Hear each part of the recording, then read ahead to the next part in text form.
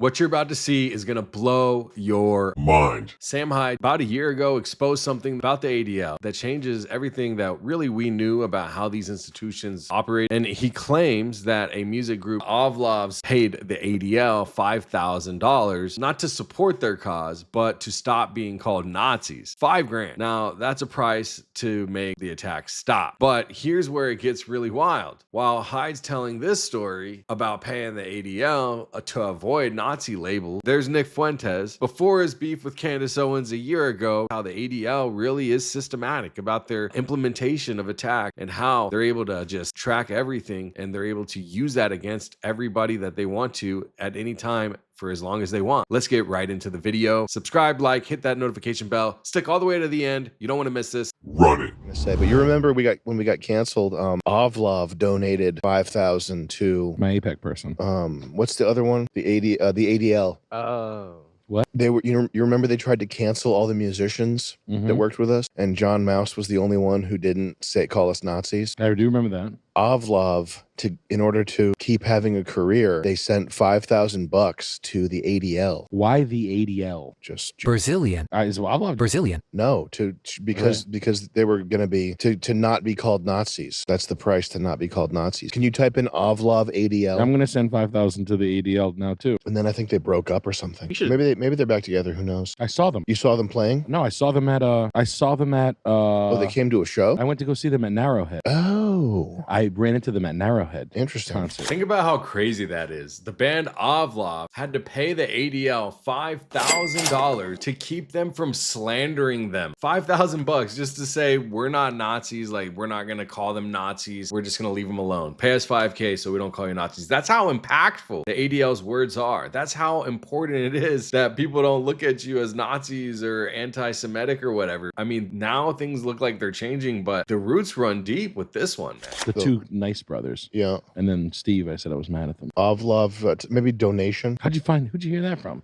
I just remember it from the time. Yeah. It might not even be a published thing. Good Lord. But that definitely is something that happened. And I don't know if it was the ADL. I think it was the ADL. It was some Brazilian type league. You ever go on the ADL? You look at the symbol. Now, Sam Hyde's claims about AVLAV's paying $5,000 to avoid being called Nazis, I couldn't find any evidence of or any receipts or anything like that for a specific payment. But here's where it gets interesting. About a year ago, before Nick Fuentes had this falling out with Candace Owens, he did a stream breaking down the ADL and how they were targeting both him, Candace, and various other people. What's remarkable, though, is that Fuentes essentially describes the exact systematic approach that Sam Hyde claimed that his friends had to pay to avoid.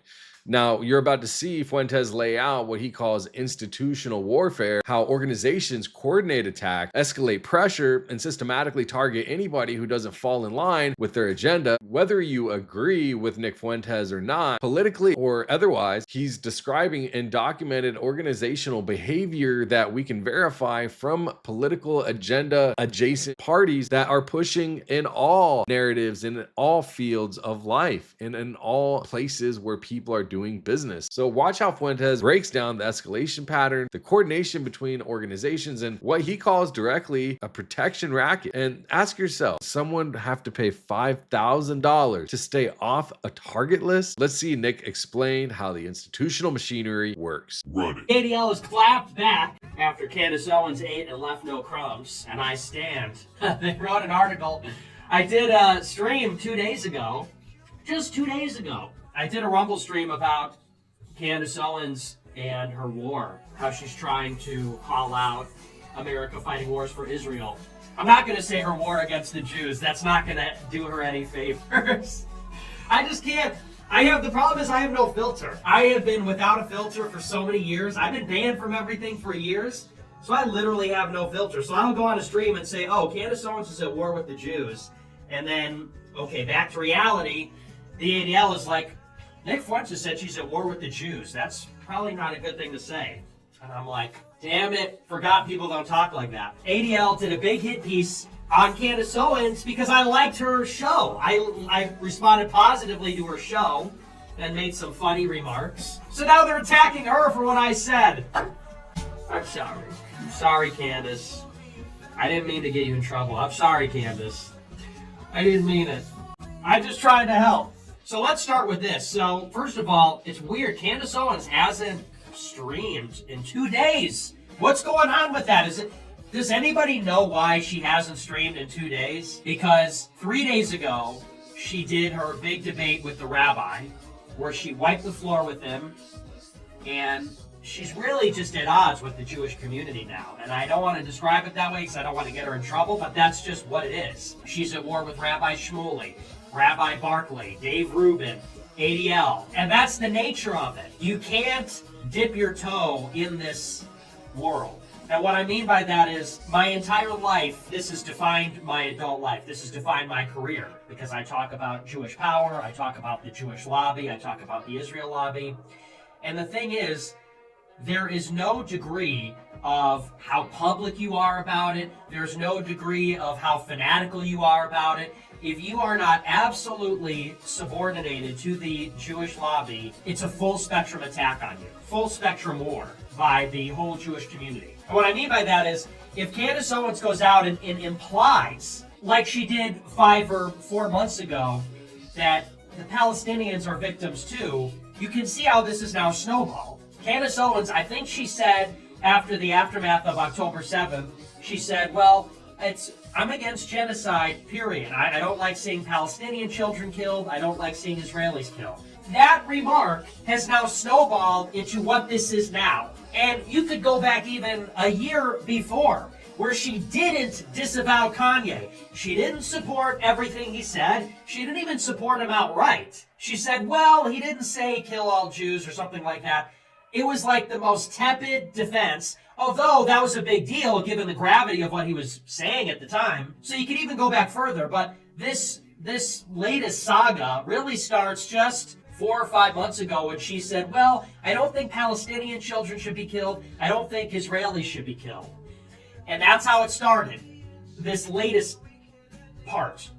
And then Ben Shapiro goes to a party and says Candace Owens needs to shut up about Palestine. She's a faux sophisticated. She doesn't know what she's talking about. Huge debacle with Shapiro. So she goes on Tucker and she clarifies the remarks. And she says, listen, Tucker, of course what happened on October 7th was a tragedy, but it's a tragedy when innocent Palestinians die too.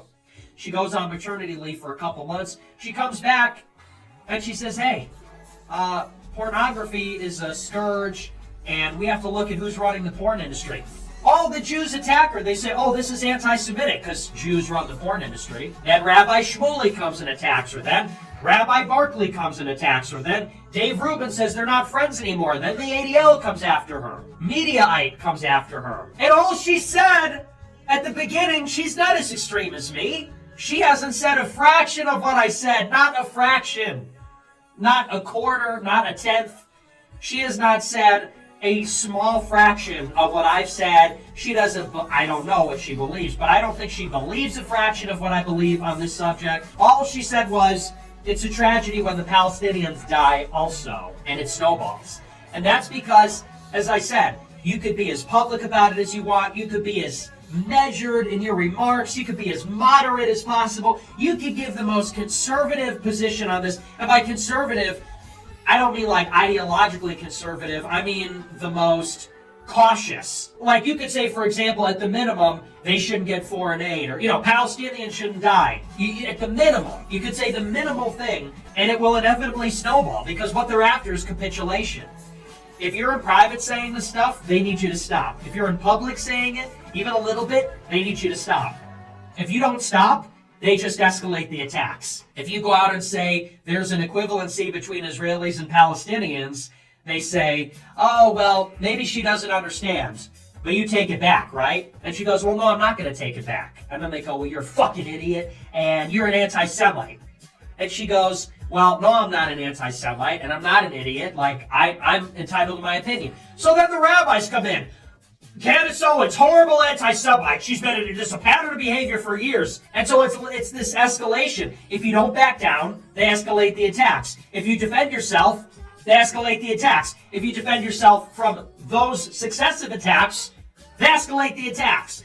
And it widens and intensifies over time. Anyway, so she does this debate a few days ago. Then she puts out a show. This is just a clip. She puts out a show 2 days ago. and says, why does everyone think I'm going to be killed? She hasn't done a show since this show. And in this one, she goes over her whole career and says, well, these are all the naughty things I've ever said, and I'm really not a bad person, and I'm going to stand with God. I'm team God. I'm just going to tell the truth. I'm tired of lying about Israel or kowtowing. And she hasn't done a show in 2 days. So where is she? Where's Candace? Where's Hunter? Honestly, I think she's in on it. You know, the more I'm saying it, the more I'm realizing this is just a diversion from Hunter's laptop. I think this whole thing, now that I'm thinking about it, this is all a distraction, and she's in on it. They don't want us to talk about the laptop from hell. They want us to talk about how Israel killed JFK. They want us to talk about how Israel did 9/11. They want us to talk about how there's unholy rabbis selling butt plugs with their daughters. Anything to divide us and keep us off the subject of the laptop from hell and fake news CNN.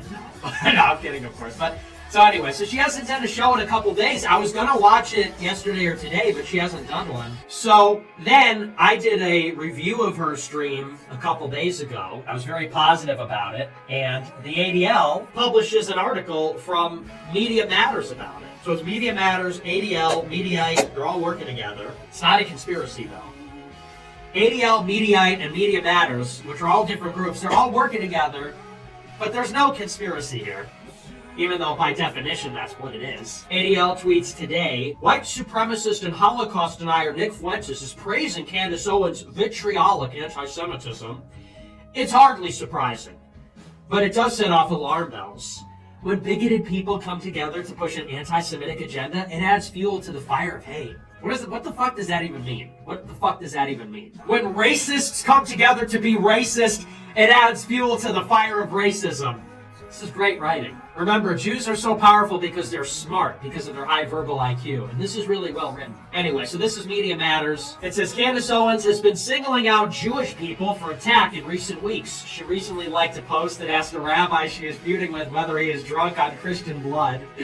She also said that there was a Jewish gang in Hollywood committing horrific things, suggested Jews are going to be blamed if TikTok is banned, because they're responsible, and railed against DC Jews and rotten in the Jewish community. This is part of a long-standing pattern from Owens. She previously defended her friend, the rapper Kanye West, after he posted that he would go DEFCON 3 on Jewish people, saying if you were an honest person, you did not think this tweet was anti-Semitic.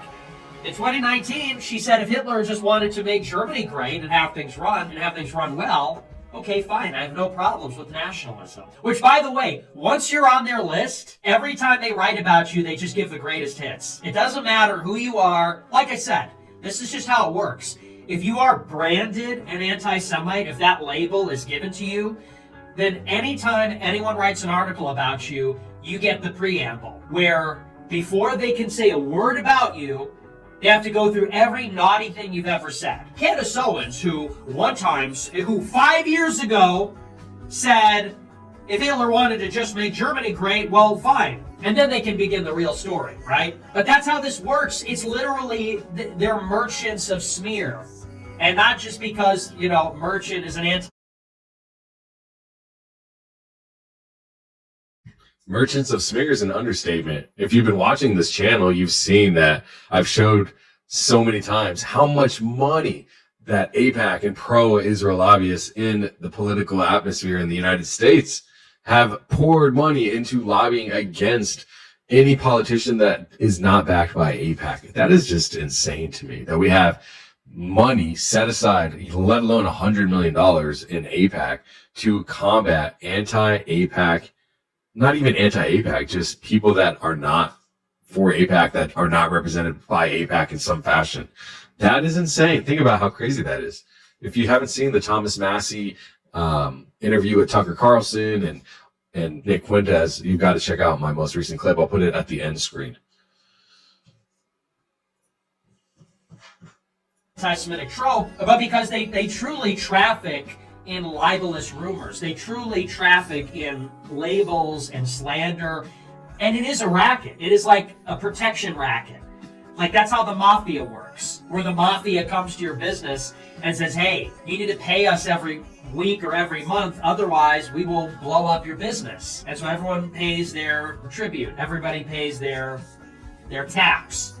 Similarly, everybody must say, I stand with Israel. I stand with Israel and the Jewish people. And if you don't, then this is what happens to you. If you're on the list of people that are not protected, then every time they say anything about you, the media, you'll get Media Matters, Media, ADL, SPLC, they will collect, they will literally hire people to watch everything you do, collect every bad thing you've ever said, no matter how out of context, no matter how bad faith or disingenuous. They will take it, they will write reports about it, they will compile the reports that they have made, and then every time a mainstream outlet writes an article about you, like, New York Times or whatever, they will borrow from Media Matters, SPLC, and that's what they'll put in the lead. And that's how they put a scarlet letter on your name. So that anytime anyone hears about you, reads about you, sees you on TV, it's Candace Owens, who 5 years ago said this. Candace Owens, who 2 years ago defended Kanye. Candace Owens, who tweeted this, who liked a tweet one time that said this, and that goes on in perpetuity until she apologizes. So for years. And you might wonder why, how do they have this information? They store all of this information in databases that they have access to.